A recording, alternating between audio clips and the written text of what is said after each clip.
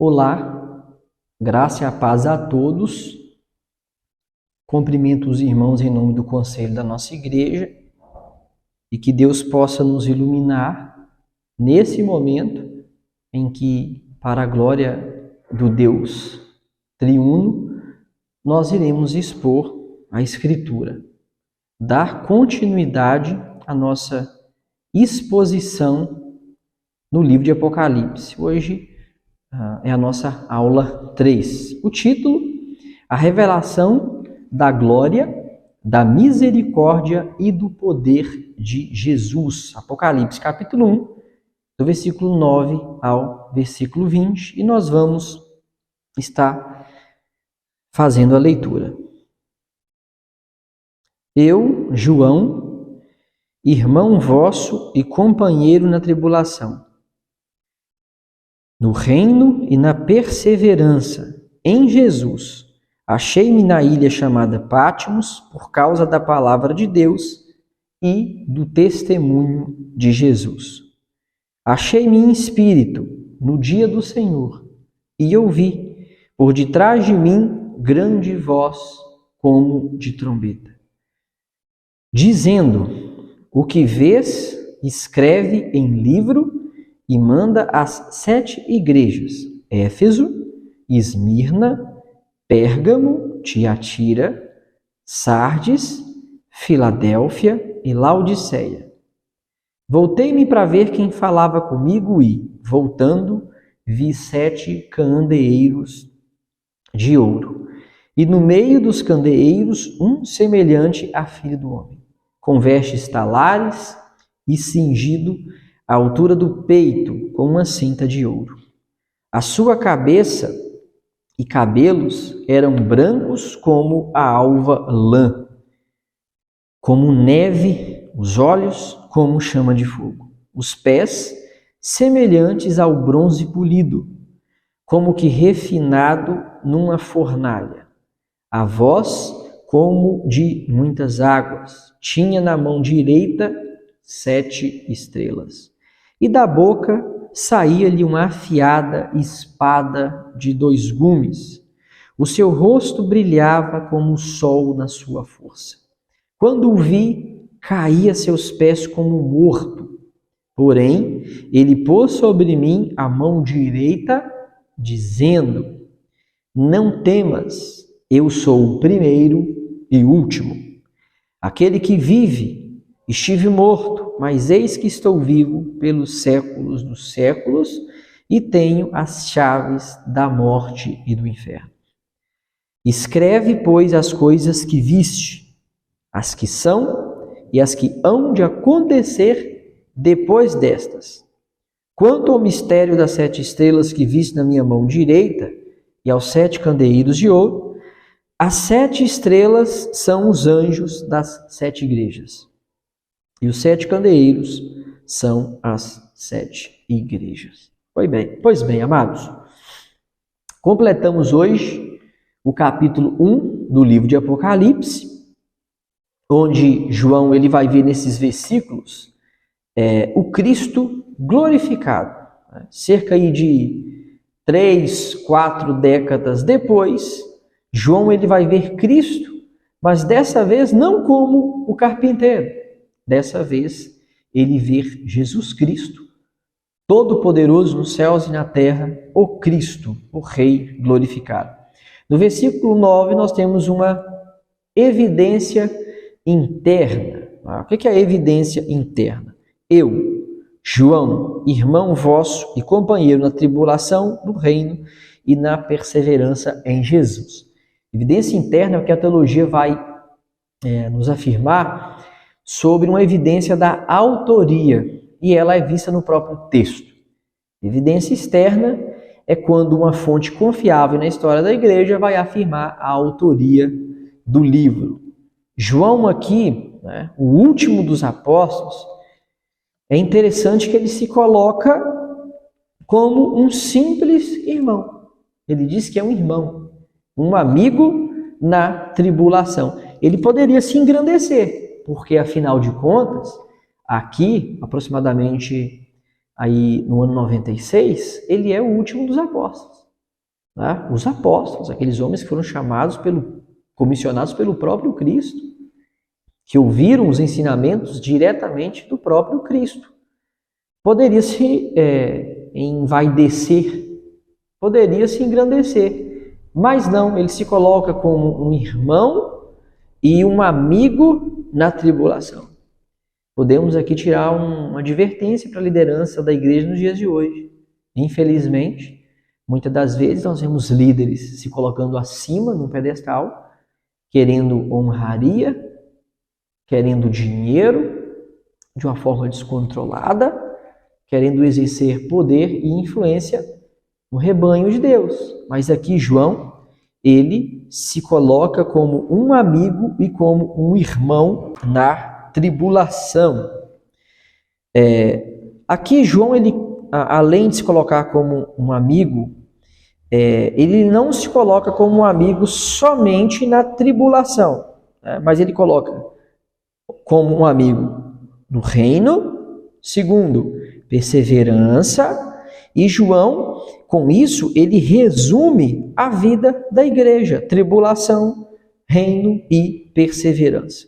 Uma igreja que não é perseguida, eu acredito, e aí a minha opinião é baseada em todo o exemplo da igreja bíblica,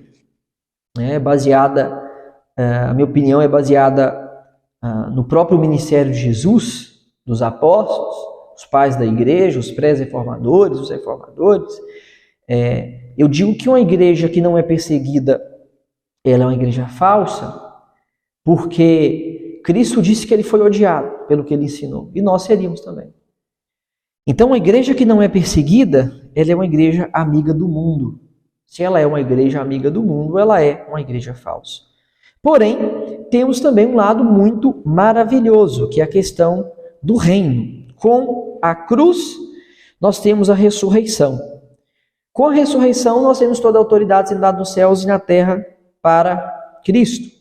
Ele é o Rei dos Reis, né? E com isso, o livro de Apocalipse vai mostrar isso, que nós reinamos com ele. Nós somos, ao pregar o Evangelho, ao testemunhar Cristo, nós somos sacerdotes reinando com Cristo. Nós perseveramos, nós, com a graça da obra redentora de Cristo em nós, não resta para os verdadeiros eleitos não resta um outro resultado que não seja perseverança. Filipenses, capítulo 1, versículo 6, Paulo fala: eu estou bem certo que aquele que começou a boa obra, ele há de aperfeiçoar até o dia de Jesus Cristo. João nos diz também a sua localização. Ele vai dizer: achei-me em Patmos. Patmos era uma ilha grega sobre o controle do Império Romano, um lugar de criminosos terríveis. Homens de extrema periculosidade, quando presos, julgados e condenados, iam para Patmos. Porém, João, ele não era um criminoso. João não estava ali por cometer crime. João estava ali como resultado de uma tarefa muito nobre. Ele estava ali por dois motivos. O primeiro, pregação da palavra. Segundo, por ser testemunho de Cristo. No século I, em que esse livro ele é endereçado aqui para 7 igrejas da Ásia Menor, a igreja estava sendo muito perseguida pelo Império Romano. Os judeus, lá em Atos 20, Paulo fala sobre isso. Os judeus, já tendo uma certa liberdade religiosa e criando uma certa amizade com o Estado romano, justamente por denunciar os cristãos estavam sendo muito perseguidos por causa da pregação do Evangelho e por causa do testemunho de Cristo. O imperador romano, ele se achava filho dos deuses. Ele se achava uma divindade. E os cristãos começam a ser olhados com muita antipatia, tanto por parte do Império Romano, quanto por parte da própria população romana, né? O Ave César, que era um cumprimento muito comum em rotineiro, no século I, quando um romano passava e falava Ave César para um cristão não cumprimentava. As festas que eram dadas, né, de tempos em tempos, cultos ao imperador, os cristãos não iam. Os cristãos não se misturavam nos banquetes. Então isso tudo começou a gerar uma indiferença e depois um ódio muito grande, né, que vai à perseguição aí meados do século I até o século III, cristãos sendo assassinados, jogados para serem dilacerados pelas feras, mortos pelos gladiadores. Então João estava preso nessa ilha por causa da palavra de Deus, por causa do testemunho de Jesus Cristo, não porque era um criminoso, né? Por evidenciarmos que somos cristãos, nós fazemos parte do reino de Deus. Por fazermos parte do reino de Deus, nós somos perseguidos. Como eu disse, Cristo ele foi perseguido. E todo aquele que professa Cristo e vive pelos mandamentos de Cristo, ele é odiado, né? Nos nossos dias, uma porção da Escritura é vista como uma ofensa muito grande. Então, por mais que o cristão diga a verdade com amor, ele vai ser extremamente perseguido, porque mesmo com amor, a verdade tem que ser dita. E por sermos perseguidos, nós temos que perseverar. João preso por causa da palavra, amigo lá na perseverança, na tribulação, amigo do reino. Amados, não há outro caminho para a igreja. Aqui, no pouco que eu expus para vocês, João dizendo que era irmão e amigo dessa igreja, na perseverança, na perseguição no reino, uma igreja, de verdade, ela é uma igreja perseguida. João agora, ele vai nos dizer o local em que estava, né? Depois de dizer o local que estava, ele vai descrever a forma em que teve essa visão no versículo 10. Achei-me em espírito no dia do Senhor, e eu vi por detrás de mim grande voz como de trombeta. A expressão achei-me no espírito significa que ele recebeu, o que recebeu não foi físico, foi espiritual. Algo espiritual comunicado ao espírito do apóstolo João. Algo a se observar também aqui é no dia do Senhor. Essa visão foi dada espiritualmente, ele estava em Pátimo, cerca do ano 96 depois de Cristo, no primeiro dia da semana, em espírito, ele recebe essa visão. No livro de Atos, nós vamos ver no dia do Senhor, é algo que se refere ao domingo, primeiro dia da semana, o dia em que o nosso Kyrios, o dia em que o nosso Senhor, ele vai ressuscitar. Descrevemos agora esse início da visão, onde Cristo vai revelar, é o título aqui dessa exposição, sua glória, sua misericórdia e o seu poder. E ele vai dizer, ouvir por detrás de mim grande voz, como trombeta. O interessante aqui, nós reformados, amilenistas, nós sempre chamamos atenção para não interpretar o livro de Apocalipse de uma forma literal. Porque aqui não está dizendo que a voz é uma voz de trombeta, não. É como de uma trombeta. João recebe uma ordem para escrever essa visão para 7 igrejas. Observem comigo o versículo 11. Dizendo, o que vês, escreve em livro e manda às 7 igrejas. Éfeso, Esmirna, Pérgamo, Tiatira, Sardes, Filadélfia e Laodiceia. Nos capítulos 2 e 3, nós vamos falar com mais detalhes sobre as cartas que o próprio Cristo envia e o anjo da igreja entrega, né, para essas igrejas. Então João provavelmente ele vai se assustar, né? Uma voz rompante, alta, imponente, como de uma trombeta por detrás dele. Imagine só, isso deve assustar. Olha o versículo 12. Voltei-me para ver quem falava comigo e, voltado, vi 7 candeeiros de ouro. João provavelmente se assusta muito, né, com essa voz como de trombeta por detrás. Ele vai e vira. Vi 7 candeeiros de ouro. Esses candeeiros são instrumentos de luz, usados no século I para iluminar. No versículo 20, O próprio Cristo diz o que são esses 7 candeeiros. Observe no versículo 20. Quanto ao ministério das 7 estrelas, que vi na minha mão direita, e aos 7 candeeiros de ouro, as 7 estrelas são os anjos das 7 igrejas, e os 7 candeeiros são as 7 igrejas. Então aqui no versículo 12, eu voltei-me para ver quem falava comigo, e voltando vi 7 candeeiros de ouros. Ou seja, aqui é a igreja. Por isso, o perigo do literalismo. Aqui a igreja, ela é representada por 7 candeeiros, mas aqui não são 7 candeeiros. Aqui o que nós devemos levar em consideração são as 7 igrejas. Mas ao usar candeeiros de ouro, João vai destacar as qualidades dessas 7 igrejas.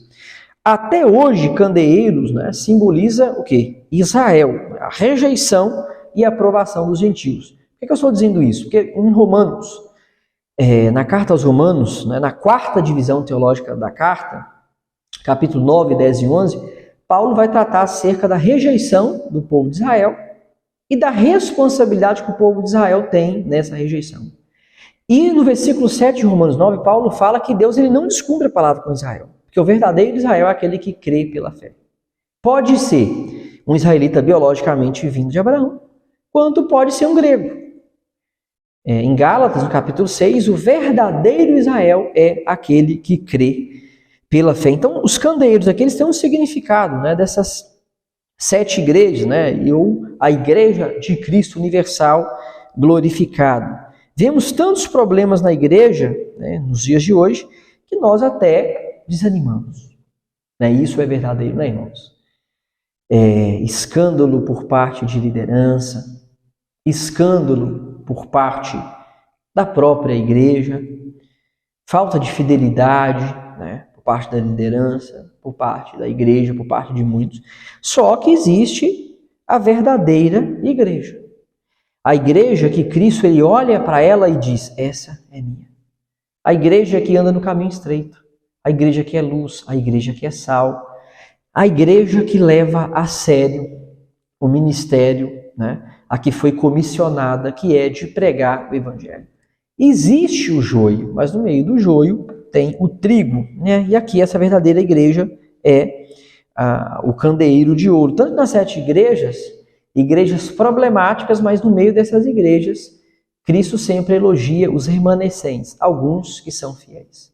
A esses fiéis, que são chamados de candeeiros. Lembrando que são 7 igrejas problemáticas, mas igrejas verdadeiras. Igrejas que Cristo, lá em Apocalipse 5:9, veremos depois, que ele disse que comprou com seu sangue. Porém, mais importante aqui do que os candeeiros é o que João vê na parte B do versículo 13. Ele vai dizer assim, olha, com vestes talares e cingido à altura do peito, com uma cinta de ouro. Aqui João vê, não o carpinteiro necessariamente.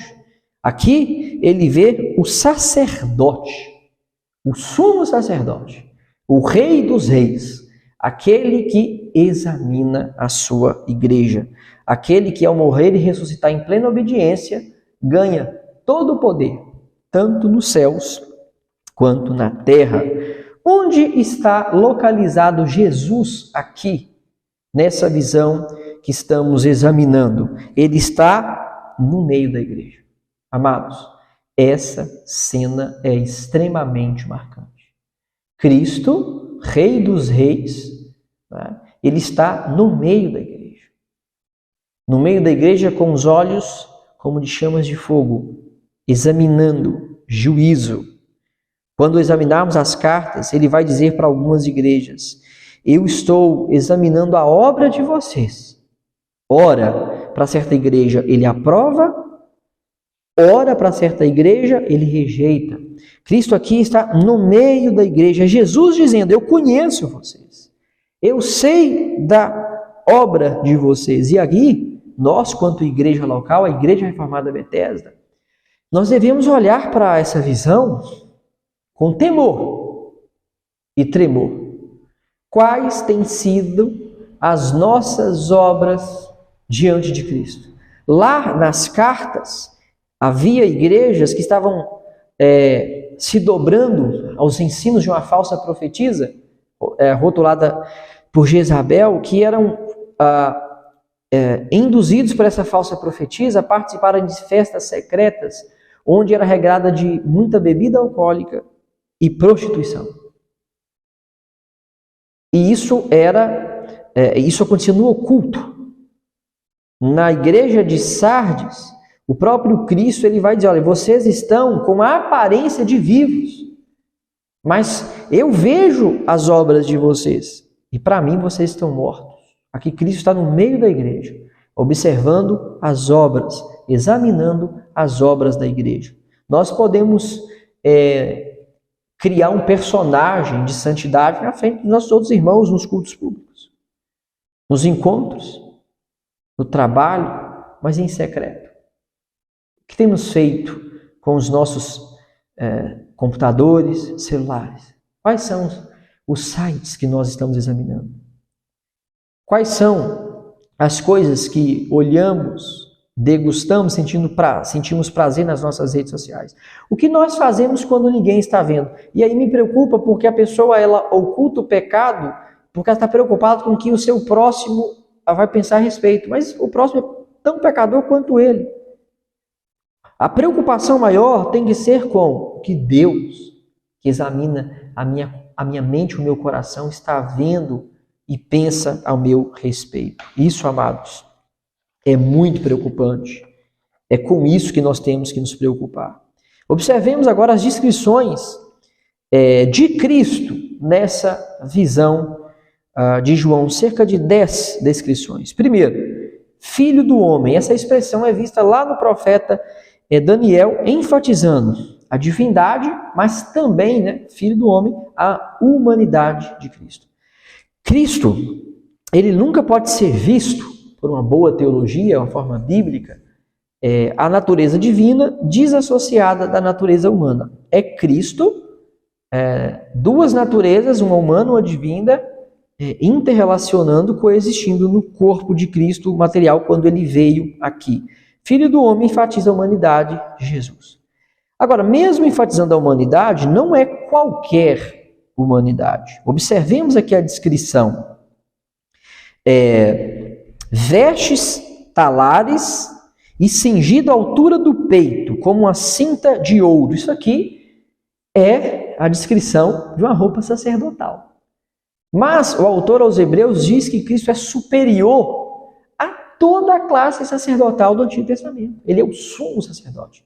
Porque no Antigo Testamento, o sacrifício teria que ser feito de forma contínua, porque o povo vivia pecando, e aquele sacrifício era uma tipologia, mostrava para um sacrifício futuro, único, definitivo, que cessaria a ira de Deus de forma definitiva e perdoaria o pecado dos eleitos de forma definitiva.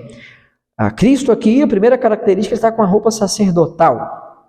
Uma das descrições de Cristo no céu é sumo sacerdote.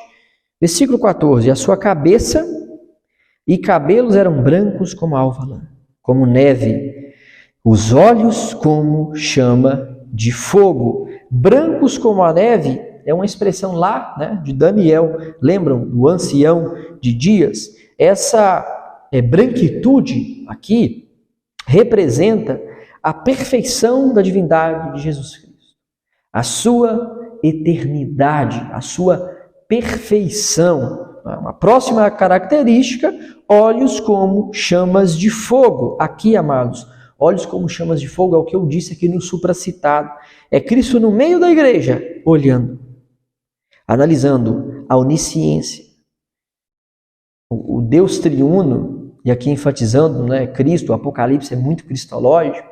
O Deus triuno, ele não é sábio. Cristo não é sábio. Deus é a própria sabedoria. Cristo não é o mais inteligente, ele é a própria sabedoria. Olhos como chamas de fogo, analisando a igreja. Com sabedoria, o fogo, juízo, olhando as nossas obras. Na 7 carta às igrejas na Ásia Menor, nas 7 cidades, uma igreja só é só elogiada. Todas as outras recebem críticas. E depois da crítica, um chamamento ao arrependimento. Não havendo arrependimento, uma dura punição. Olhos analisando o fogo, o juízo de Deus. Tudo vê, né? Fogo aqui é sinal de sua onisciência, de seu juízo. Cristo vendo o que se passa na vida da igreja. Que isso possa causar em nós temor e tremor. João nos mostra aqui um Cristo perfeito. João nos mostra um Cristo eterno. João nos mostra um Cristo onisciente. Pés semelhantes, né? Outra característica. Pés semelhantes ao bronze, como que refinados na fornalha. Pés simboliza a onipotência de Cristo. Cristo, mais tarde, aqui no livro de Apocalipse, ele é descrito como aquele que pisa o lagar da ira de Deus. Pés de bronze forjados numa fornalha, aqui simboliza o juízo de Deus. No livro de Apocalipse, o juízo ele vem sendo gradativo, escalonado, mas ele chega no final do livro integral. De uma forma definitiva, todos os inimigos de Deus que viveram em rebelião contra Deus, sejam espíritos, sejam homens, todos serão lançados no lago de fogo. Bronze traz um simbolismo na Escritura da ira de Deus. Pesa aqui para esmagar. Nessa visão, Cristo é o juiz. Nessa visão, Cristo traz a sentença. Nessa visão, Cristo aplica a sentença. E João continua, a voz como de muitas águas. Uma observação interessante, que João estava preso nessa ilha, cercada, obviamente, pelo mar, e ondas bravias, pelos fortes ventos, pela forte tormenta, jogando aquelas ondas nas paredes, nas pedras e causando aquele sussurro, aquele som estrondoso, né? A voz aqui, como de muitas águas, a voz do profeta, como se fosse de trombeta por detrás, assustando aqui, né, o apóstolo João. Versículo 16. Tinha na mão direita 7 estrelas, e da boca saía-lhe uma afiada espada de 2 gumes. O seu rosto brilhava como o sol na sua força. Nós falaremos aqui mais adiante das 7 estrelas. Aqui da sua boca saía-lhe uma afiada espada de 2 gumes. Sabemos, Hebreus 4:12 vai dizer que a palavra de Deus é uma espada afiada, que corta 2 gumes, corta dos 2 lados. Que ela vai embranhar, desprender, averiguar juntas e medulas o mais íntimo do ser humano. Aquilo que o ser humano não expõe, aquilo que o ser humano desconhece, que nós não conhecemos nem nós mesmos. A palavra de Deus, que o próprio Deus examina, conhece, absolve, condena. Aqui nós temos a importância da Escritura. Aqui nós temos a importância, né, em especial desse livro. É um livro que compõe o cânon bíblico. A língua, né, aqui é como se fosse uma espada afiadíssima. A palavra de Deus não volta vazia. 2 Timóteo, capítulo 3, versículos 16 e 17, diz que a palavra de Deus ela é inspirada. E ela serve para redaguir, corrigir, instruir, nos levar na justiça. Deixar o servo de Deus apto para a boa obra. E finalmente, temos aqui, né, a 10ª característica, a final, a cereja do bolo, não podia ser diferente. O seu rosto brilhava como o sol na sua força. A característica última aqui. O rosto brilhava como o sol. Qual a reação de alguém diante dessa visão, irmãos? Majestosa. Dizendo coisas antes ocultas. Revelando coisas. Mostrando Cristo como o Todo-Poderoso. O primogênito dos mortos, a fiel testemunha. O soberano da terra. Aquele que analisa, aquele que é o próprio poder. Aquele que é a própria sabedoria. Aqui, quando isso é revelado para João, qual é a reação dele na visão? Observemos aí o versículo 17.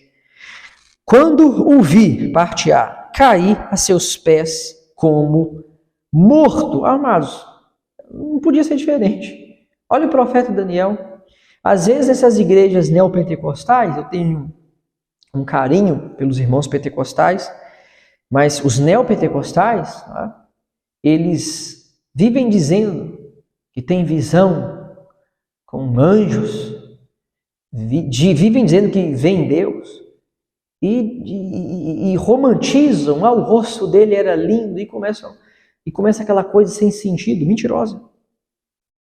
Mentirosa. Olha o que acontece quando João tem o contato. Quando o vi, caí a seus pés como morto. Este texto revela, como eu disse aqui no supracitado, o título: a glória, o poder e a misericórdia. Vejamos aqui a sequência, versículos 17 e 18. Quando o vi, caí a seus pés como morto. Porém, ele pôs sobre mim a mão direita, dizendo: não temas, eu sou o primeiro e o último. E aquele que vive, estive morto, mas eis que estou vivo pelos séculos dos séculos. E tenho as chaves da morte e do inferno. Amados, temos aqui a visão da lei e do evangelho. A lei é a palavra de Deus. Romanos capítulo 7, Paulo se refere à lei moral. Paulo fala que o mandamento é bom, é justo, é santo. O problema é que a lei ela não foi dada para o homem nem bom, nem justo e nem santo. Por que o único homem a cumprir a lei é Cristo? Porque Cristo é o único homem que, quando veio, foi bom, justo e santo.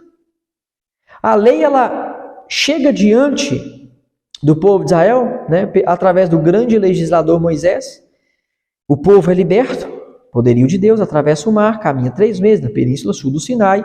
Deus chama Moisés no cume do monte, porque queria chamar aquele povo e se revelar de uma forma clara.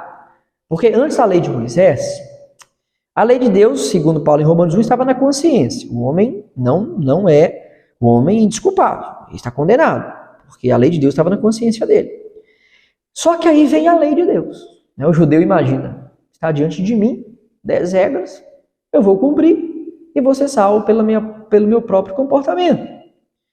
Paulo, em Romanos capítulo 10, no versículo 1 ao 4, ele diz, o zelo do judeu era um zelo genuíno, mas sem entendimento.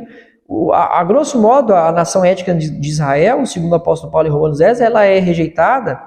O versículo 9, do 30 ao 31, depois ele continua abordando no início do capítulo 10 e em diante, é que o povo de Israel rejeita o meio que Deus escolheu para salvar, que é a justificação pela fé em Cristo Jesus.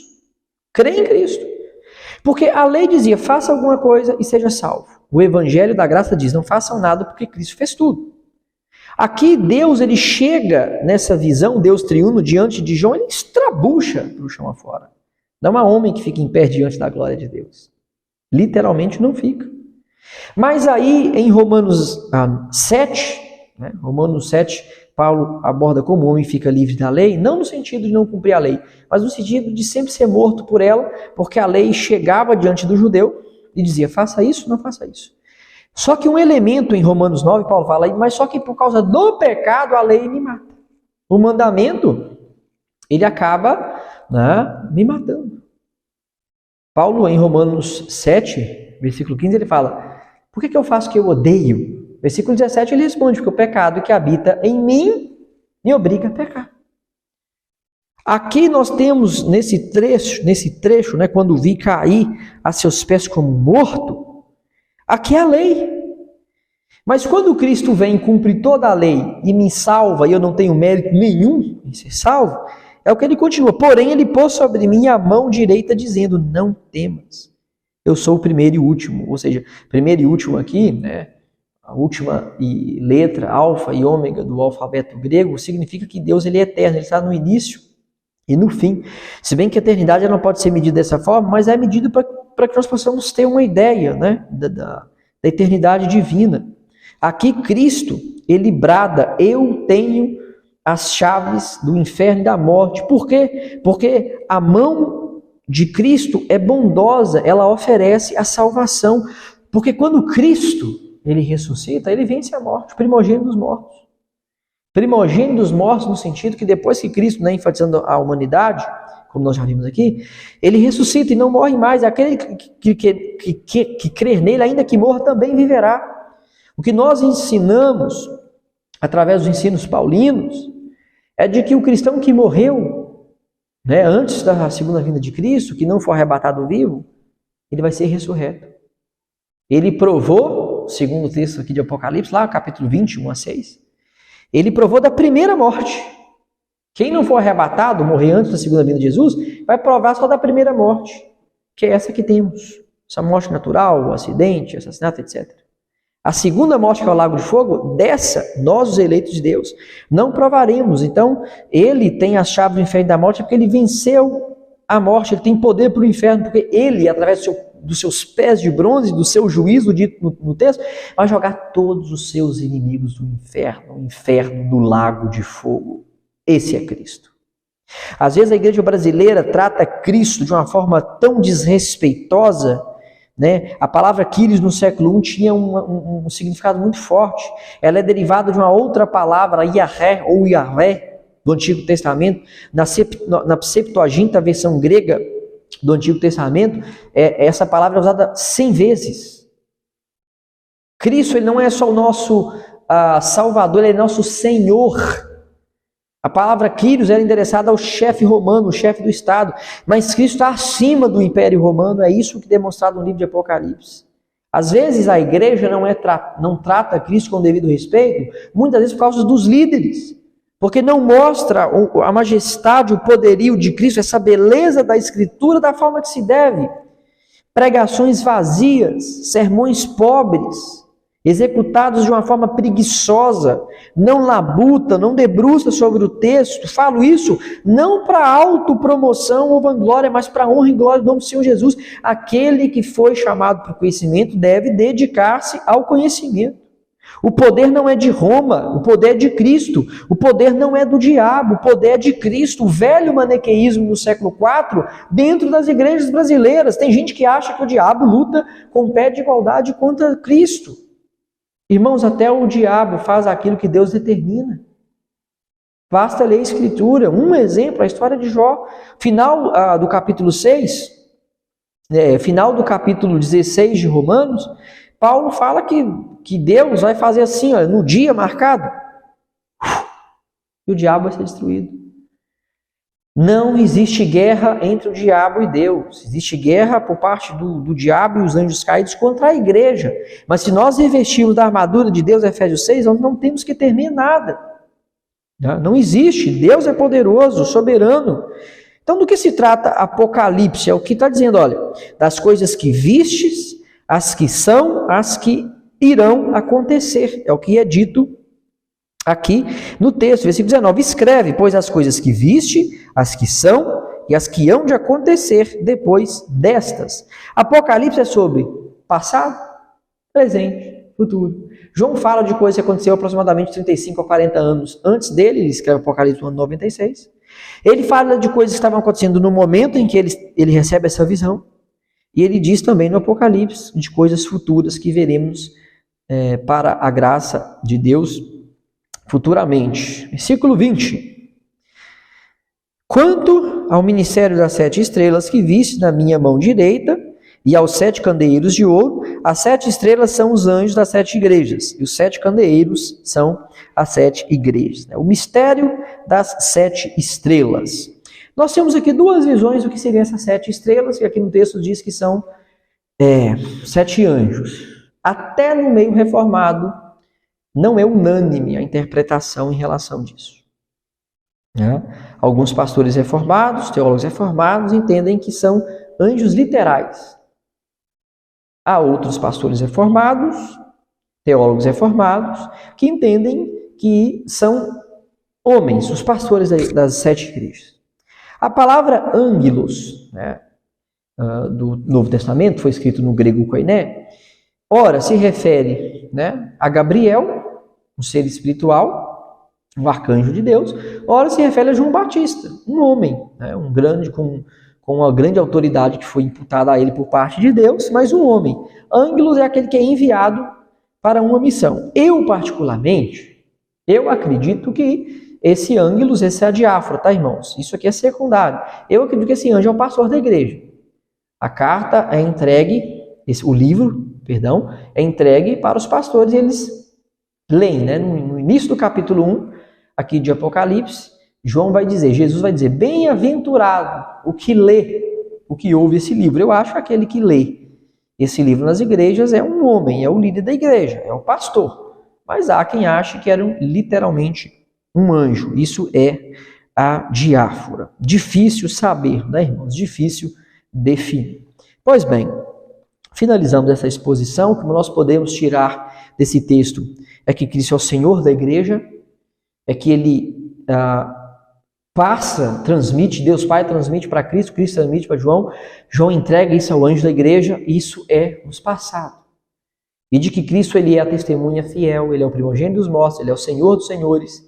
Veremos depois, começamos a ver um pouquinho aqui, mas veremos a partir do capítulo 2 e 3, que ele está no meio da igreja, que ele tem a igreja na mão, que ele sonda a igreja, que ele sabe o local que a igreja habita, que ele sabe das boas obras da igreja, das más obras da igreja, que ele chama essa igreja à fé, ao arrependimento. É um Cristo que preocupa, que são igrejas genuínas. Podemos tirar aqui princípios. Se porventura a nossa igreja local está em falta, mediante o que já vimos, o que iremos ver, que possamos nos arrepender. Porque o dia em que Cristo virá, nós, meros mortais, não sabemos o dia e a hora.